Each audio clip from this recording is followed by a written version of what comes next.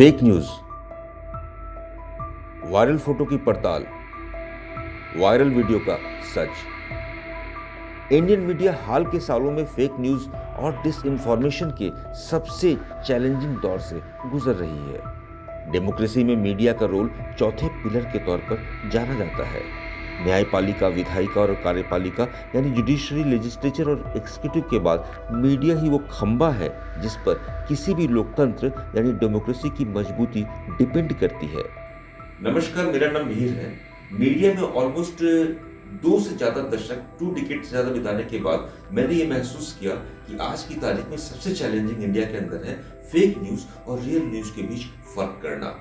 Almost ये लकीर मिट चुकी है और जर्नलिस्ट के लिए सबसे बड़ी चुनौती यही है कि सही क्या है, गलत क्या है, इसकी कैसे पड़ताल करें। आज इसी के बारे में मैं आपको तफसील से बताऊंगा, आपको कुछ एग्जांपल्स बताऊंगा कि किस कदर फेक न्यूज़ जो है इंडिया में एक तरीके से एक ऑर्गेनाइज सिस्टम का हिस्सा बन चुका है। इजराइल पर हमास ने जब रॉकेट अटैक्स किए थे, उसके बाद इजराइल की ओर से गाजा स्ट्रिप पर जो एक्शन लिया गया था, सबसे पहले इंडियन रेफरेंस में उसको बताना जरूरी है, जिसमें फेक न्यूज़ इंडस्ट्री लगातार एक्टिव रही। इंटरनेशनल मीडिया ने भी माना कि 70% से ज़्यादा फेक न्यूज़ इजराइल हमास वार को लेकर इंडिया से जनरेट हो रही हैं। सवाल ये उठता है कि आखिर इसका मकसद क्या था? क्यों ये डिसइंफॉर्मेशन कैंपेन चलाया जा रहा था? कैसे मीडिया हाउसेस जो न्यूट्रल हैं उन्होंने इसका काउंटर किया? दरअसल फेक न्यूज़ यानी डिसइंफॉर्मेशन ने पिछले कुछ सालों में इंफॉर्मेशन की जगह ले ली। हमास और इजराइल के बीच युद्ध में ऐसा ही देखने को मिला। फिलिस्तीन और गाजा पट्टी को लेकर कई तरह के फेक न्यूज़ चले। इजराइल पर हमास के अटैक को बिल्कुल अलग तरीके से पेंट किया गया। अल जजीरा की रिपोर्ट बताती है कि सबसे ज़्यादा tweet micro blogging site x पर इंडिया से जनरेट हुए। फैक्ट्स और मिस इन्फॉर्मेशन के बीच जो बारीक लकीर होती है वो मिटने लगी। ये चैलेंज सिर्फ भारत में जर्नलिस्ट के लिए नहीं था, बल्कि ग्लोबली ऐसा ही माहौल बना हुआ था और है भी। फिलिस्तीन में एक व्यक्ति को बुरी तरह जख्मी दिखाया जाता है और दूसरे दिन उसी वीडियो में उसी फिलिस्तीनी को बिल्कुल स्वस्थ दिखाया जाता है। फैक्ट ये है कि वीडियो में दिखाए गए दोनों व्यक्ति बिल्कुल अलग अलग टाइम पर अलग अलग लोग थे।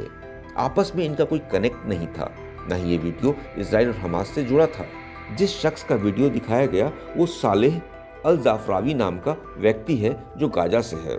सालेह ने ये वीडियो 25 अक्टूबर को इंस्टाग्राम अकाउंट पर पोस्ट किया था। सालेह ने यह भी क्लेम किया था कि 30 से ज़्यादा मिसाइल्स के उस पर अटैक किए गए। सालेह खुद को गाजा में रहने वाला एक फिलिस्तीनी बताता था, लेकिन फैक्ट चेक में ये सारे दावे गलत निकले। दरअसल भारत में टीवी से लेकर अखबार तक फेक न्यूज़ की समस्या से बुरी तरह से जूझ रहे हैं। सरकार ने हाल के सालों में फेक न्यूज़ को लेकर थोड़ी पहल ज़रूर की है, लेकिन इसके बावजूद सोशल मीडिया और यूट्यूब जैसे प्लेटफॉर्म फर्जी खबरों का सबसे बड़ा मंच बन चुके हैं। हर दिन इन प्लेटफॉर्म्स के जरिए गलत सूचनाएं और फेक न्यूज़ फैलाई जाती हैं। सरकार लोगों को इनसे दूर रहने की सलाह देती रहती है। अब प्रेस इन्फॉर्मेशन ब्यूरो की फैक्ट चेक टीम ने कई सारे यूट्यूब चैनल्स को लेकर अलर्ट जारी किया है, लेकिन क्या इससे हालात सुधरेंगे? क्या जो जर्नलिस्ट हैं, वर्किंग जर्नलिस्ट हैं, उन्हें सही खबर और झूठी खबर के बीच फ़र्क को समझने में मदद मिलेगी? ये जानने के लिए हमने मध्य प्रदेश की सीनियर जर्नलिस्ट और पत्रकारिता के क्षेत्र में देश के सबसे प्रतिष्ठित अवार्ड रामनाथ कोहेन का पुरस्कार से सम्मानित सीमा वर्मा से बात की। सीमा वर्मा ने फेक न्यूज़ और डिसइंफॉर्मेशन के चैलेंजेस और इससे निपटने के बारे में कुछ इस तरीके से हमसे बातचीत की। इंटरनेट मीडिया ने जर्नलिस्ट का काम आसान तो किया है, लेकिन मुश्किल भी, खासकर अगर हम बात करते हैं फेक न्यूज़ और डिसइंफॉर्मेशन की। कोई फिल्टर नहीं है, सच्चाई को परखने की कोई परत नहीं है। जो चाहे जैसी चाहे खबर इंटरनेट पर परोस देता है। रियल टाइम खबरों का दौर है। मीडिया हाउसेस में सबसे पहले खबर दिखाने की होड़ मची रहती है, लिहाजा ट्वीटेड, रीट्वीटेड न्यूज़ भी उनके पास पहुंचती हैं। न्यूज़ फैक्ट पर आधारित है या किसी के पर्सनल ओपिनियन पर। जो क्लिप आई है वो कंप्लीट है या फिर उसको कट शॉर्ट करके भेज दिया गया है, ओरिजिनल फुटेज है या कि मॉर्फ्ड है। कुछ भी जांचने परखने का मौका नहीं मिल पाता और खबरों को आगे बढ़ा दिया जाता है। हर फ़ोन पर एडिटिंग ऐप्स मौजूद हैं। हर दूसरा व्यक्ति आजकल वीडियो एडिटर बन गया है। वो अपनी समझ और अपने विश्वास, अपने मत के मुताबिक उस खबर को काट छाट कर तैयार करता है और उसे परोस देता है। यूनेस्को ने नरेंद्र मोदी को दुनिया का सबसे बेहतरीन पीएम घोषित किया। 2000 के नोटों पर चिप लगी गई है। इस तरह की फेक न्यूज़ खूब वायरल हुई।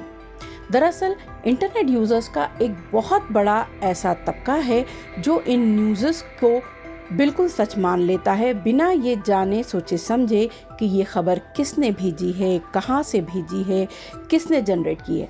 दरअसल सवाल अकाउंटेबिलिटी का है और इंटरनेट मीडिया पर ये अकाउंटेबिलिटी तय नहीं है। एक फीमेल जर्नलिस्ट के तौर पर भी मैं ये कह सकती हूँ कि कई तरह की दिक्कतें सामने आती हैं जब एक फेक खबर आ जाती है और हम लोग पर दबाव ये पड़ता है कि आपको एज ए जर्नलिस्ट के तौर पर उसकी सत्यता को परख कर तुरंत उस खबर को जल्द से जल्द ब्रॉडकास्ट करना है। तो ये एक बहुत ही बड़ा चैलेंज है पूरे मीडिया फ्रेटर्निटी के लिए और इससे निपटना बहुत ज़रूरी भी है। वैसे फेक न्यूज़ को लेकर कोई स्पष्ट कानून भी नहीं है, लेकिन अगर इंडिया की बात करें तो इंडियन ब्रॉडकास्ट फाउंडेशन या फिर एडवर्टाइजिंग कंप्लेंट काउंसिल में कंप्लेंट की जा सकती है। अगर कोई भी फेक न्यूज़ नफरत फैलाने वाली है तो आईपीसी की धारा 153 और 295 के तहत एफआईआर भी दर्ज की जा सकती है।